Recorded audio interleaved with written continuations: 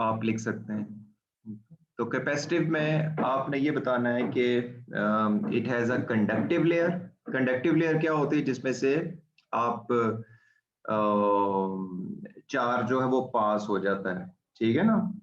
और एक इलेक्ट्रोस्टैटिक या इलेक्ट्रिक फील्ड आप कह सकते हैं, दैट इज क्रिएटेड, ठीक है। और आप जब whenever the person touch the screen the charge changes, ठीक है ना। और वहां पे at that particular location, ठीक है, वो चार्ज चेंज हो जाता है। और location of that touch is calculated, और वो कैलकुलेट को या उसकी जो कोऑर्डिनेट्स होते हैं दे आर बीइंग कैलकुलेटेड। और कैलकुलेट कौन करता है? माइक्रो प्रोसेसर, ठीक है जी।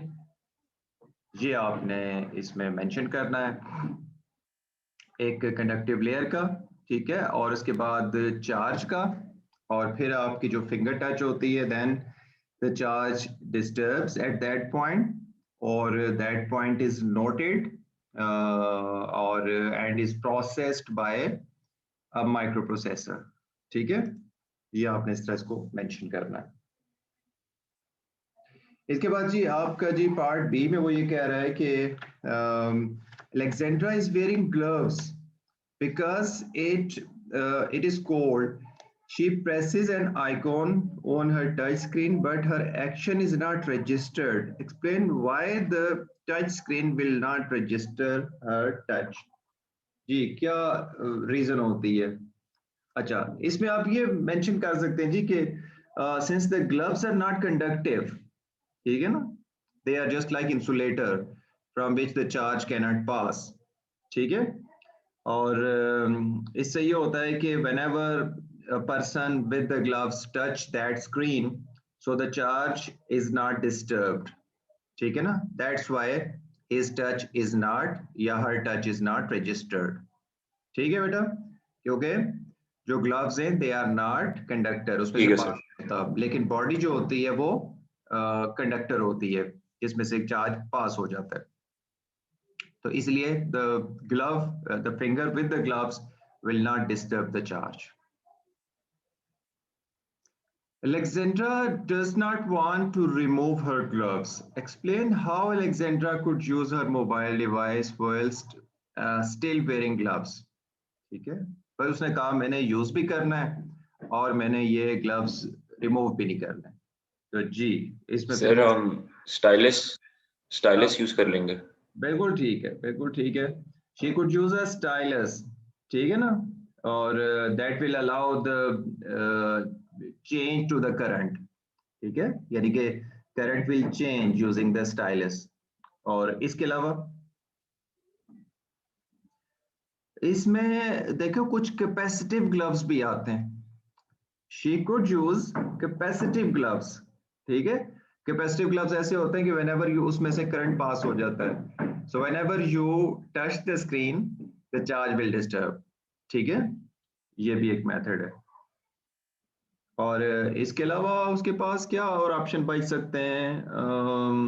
एक नेचुरल या वॉइस रिकग्निशन उसके ऊपर कर ले, वॉइस कमांड के ऊपर, ठीक है ना, यानी वोकल कमांड्स जो होती हैं टू ऑपरेट द डिवाइस, या वॉइस कमांड से जो ऑपरेट करते हैं डिवाइस को, ये भी ऑप्शन वो यूज कर सकती है, ठीक है। So these are different options, आप इसमें से कोई से मेंशन कर सकते थे, एक आध मेंशन करें और उसका वो बता दें, just justify it. A factory uses a security system to control a security light. The system uses a sensor and a microprocessor. ठीक है, explain how the security system makes use of sensor and a microprocessor to control the security light. Security light को calculate करना है। तो देखें basically it's a control system, ठीक है। और एक you can use a sensor like motion sensor or infrared sensor, ठीक है। और the data from the sensor is converted to digital by ADC. ADC is basically an analog to digital converter, okay. then data is sent to the microprocessor, and now microprocessor compares that data um, with the range of, you can say, yeah, with the stored data. ठीक है, वो उसको compare करेगा, और if data matches या out of range, the light is turned on. ठीक है, और then you will have it waits for a suitable time, ये suitable period के लिए वो wait करता है, ठीक है ना, and then the light is turned off. ठीक है, और this process continues in a loop. ठीक है, okay. Selma has some important personal information that she needs to email to her employer. She wants to make sure that if the personal information is intercepted, it cannot be understood. State how Selma could email her personal data more securely. क्या use कर सकती है कि वो data जो है it cannot be understood. That was very important point. Just say you can have a clear idea. Okay, if that data is gets intercepted, the person will not be able to understand that data. तो वो कौन सा ऐसा security technique है, method है जो वो use कर सकती है? ये इज एन्क्रिप्शन. ठीक है, so encryption actually changes the data in such a format that it just scrambles the data. Okay, so that any unauthorized person who gets access to the data will not be able to understand it. Okay, describe how your chosen solution works. अब आपने इसमें detail देनी है. ठीक है, तो आप ये लिख सकते हैं कि the personal data before transmission is called the plain text. ठीक है, उसको हम plain text कहते हैं, और उसके बाद the plain text is encrypted, ठीक है, by using a certain algorithm. ठीक है, उसको encrypt कर दिया गया, and that plain text becomes a cipher text. ठीक है, और it can use a key as well to encrypt the data. ठीक है, just like in symmetric encryption जो हमने पढ़ा था, उसमें की यूज होती है to encrypt the data. ठीक है, और then the key is transmitted separately. ठीक है, और that key is used to decrypt the data. So whenever receiver receives the data, the receiver will use the same key to decrypt the data. ठीक है, asymmetric encryption में तो different keys use होती हैं, तो इसमें हमें no need to describe asymmetric or symmetric encryption.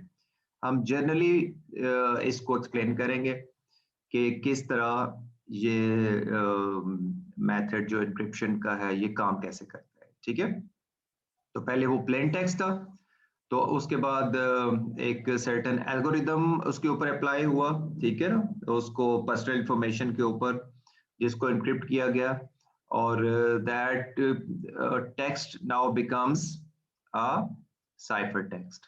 ठीक है, और cipher text is sent and its key is separately sent. ठीक है, now the receiver will use that key to decrypt the data. ठीक है जी, ओके, इस तरह आप लोगों ने इसको आंसर देने. Let's move to the next part. Selma wants to make sure that the information received is correct. अब उसको कैसे पता चलेगा ये correct है? A parity check can be used to detect errors. Describe another error detection method that can be used to check the information received is correct. ठीक है, एक उसने बता दिया, और जैसे उसने पैरिटी चेक है, अभी आप इसमें पैरिटी चेक दोबारा यूज नहीं कर सकते. ठीक है ना, method. So you will have to describe another error detection method. तो और कौन कौन से पढ़े थे आपने? जस्ट लाइक चेक सम हो गया, ARQ हो गया, echo check हो गया. So you can write any one of the error detection methods. ठीक है, for example if you write checksum, ठीक है, लेट मी चेक के कोई वेट तो नहीं कर रहा, नहीं ठीक है.